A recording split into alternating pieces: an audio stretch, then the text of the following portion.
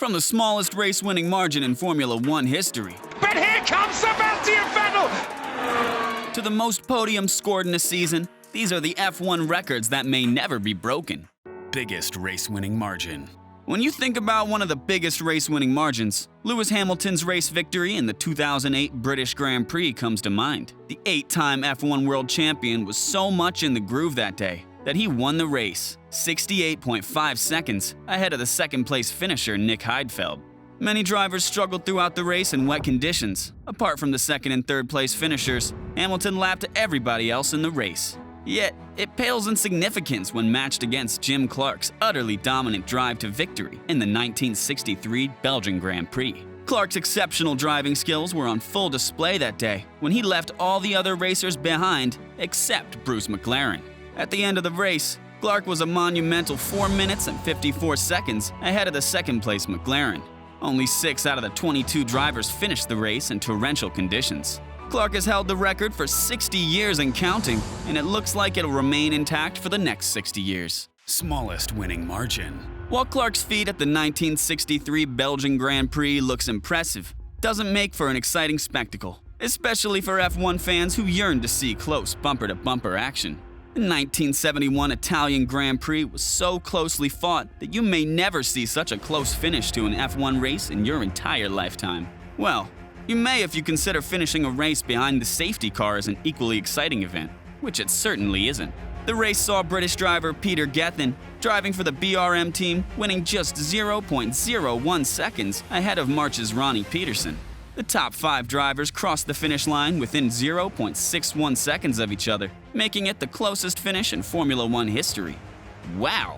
5 drivers finishing inside a second of each other. I'd die happy if I saw a race like that in my lifetime.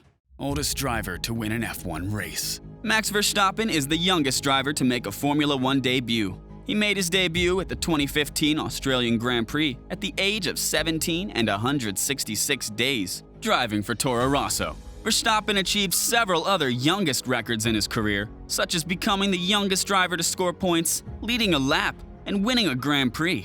Damn, I was driving with a learner's permit when I was his age.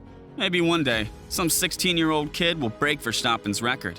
But one thing's for sure, no one could break the record of the oldest Grand Prix winner. Luigi Fagioli is the oldest driver to win a Formula One race. He achieved this at the 1951 French Grand Prix, driving for Alfa Romeo at 53 years and 22 days. With the increased physical demand required in today's Formula One world, I'll bet my entire life savings on the fact that no one's gonna break this record. Oldest world champion. If you think winning an F1 race in your 50s is unrepeatable, what comes next might sound even harder to attain.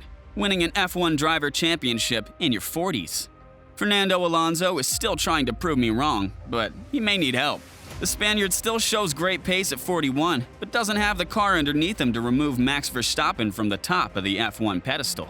So, it's with some confidence that I'd say that the record may reside with an Argentinian maestro forever. That maestro is the 5-time F1 world champion, Juan Manuel Fangio. The Argentinian driver, driving for the Maserati team, won his 5th and final championship at 46 years and 41 days in 1957. His record of 5 titles stood for several decades before being surpassed by Michael Schumacher and then topped by Lewis Hamilton. However, his achievement of winning the championship at the age of 46 years old is yet to be beaten. Hey, if you liked the video so far, don't forget to press the like button and hit that subscribe button too. Least number of cars to finish a race. The 1996 Monaco Grand Prix would go down as one of the rarest occasions in F1 history, where the 3 drivers who stood on the podium were the only 3 drivers who finished the race. What happened to the rest of the 19 cars then? Well, they all retired from the race due to crashing in the wet and treacherous track conditions, or facing reliability issues. Olivier Panis of the Leisure F1 team won the race ahead of McLaren's David Coulthard and Sauber's Johnny Herbert. This was Panis's first and only F1 race victory to this day, and it was also the last time a Leisure car won an F1 race before the team folded at the end of the '96 season. Least number of cars to start a race. It's one thing that cars can't finish the race due to either crashing out or suffering a mechanical failure. But when teams refuse to allow their drivers to race, this will raise some controversy, making it difficult to shrug off. Undoubtedly, the 2005 United States Grand Prix in Indianapolis is considered one of the most controversial races in F1 history. Following several blowouts during practice involving one of two tire suppliers, Michelin, and after disagreeing on a compromise with the FIA to reduce speeds through turn 13, the 7 teams using the tires were advised that they likely would only last for around 10 laps before they have to change tires or suffer another blowout. The 14 cars from those 7 teams pulled off the circuit at the end of the parade lap, leaving only the 6 cars from the 3 teams using the Bridgestone rubber, Ferrari, Jordan, and Minardi to compete. This sparked some angry scenes in the grandstands. Fans expressed their frustrations and demanded refunds. At the same time, the FIA was forced to open an investigation to culminate some suitable excuse to give the public. Closest qualifying margin. Having 2 drivers clock in at the same time in a qualifying session is one thing, but it's a whole other level of amazement when 3 drivers do it for pole position. And when that happens in the season's final race, with 2 drivers competing for the championship title, it's nothing short of a miracle. This was the scene at the 1997 European GP in Jerez, when Williams' Jacques Villeneuve, Heinz Harald Frentzen, and Ferrari's Michael Schumacher set a qualifying time of 1 minute and 21.072 seconds. Villeneuve nabbed a pole position due to putting the time first, followed by Schumacher and Frentzen. The race became infamous for Schumacher's deliberate collision with Villeneuve, for which the Ferrari driver was disqualified from the 1997 World Championship, ultimately resulting in the latter taking the world title. Most team wins in a season. Now, this record can have several different interpretations. You can look at the most wins by a team in terms of winning percentage, or how many races a team has won during the season. McLaren has the highest percentage ratio of wins scored in a season.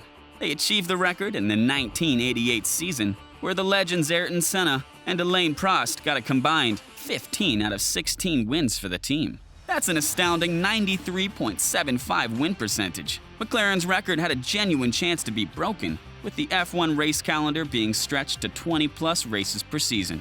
The 2016 Mercedes team duo of Lewis Hamilton and Nico Rosberg did precisely that. In a dominant season by the German outfit, the team won 19 out of the 21 races. Most podiums in a season. If you think Mercedes' performance in the 2016 season was dominant, the next record will surely blow your mind. Michael Schumacher will always be synonymous with F1 as one of its most decorated drivers. During the 2002 season, the German driver got a podium in each of the 17 races of the season. That also includes the 11 race victories, which resulted in him winning the World Championship that season.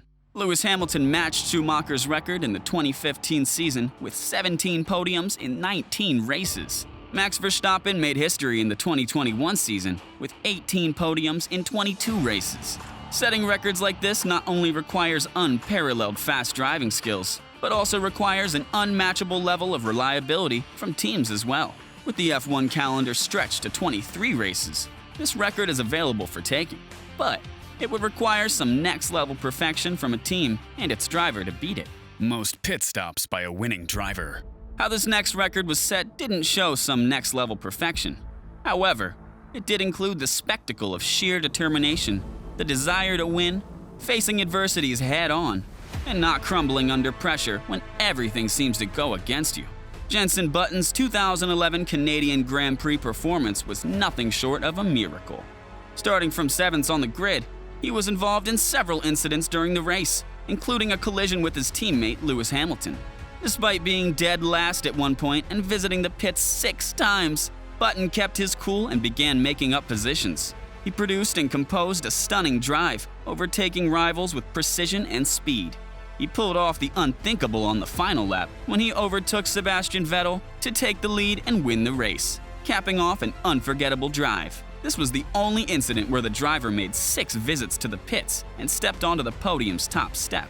That's just wild. But the racetrack isn't the only place to witness these wild moments.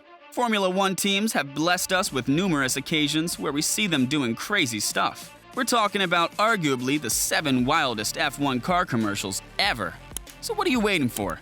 Click on the video right here. Until next time.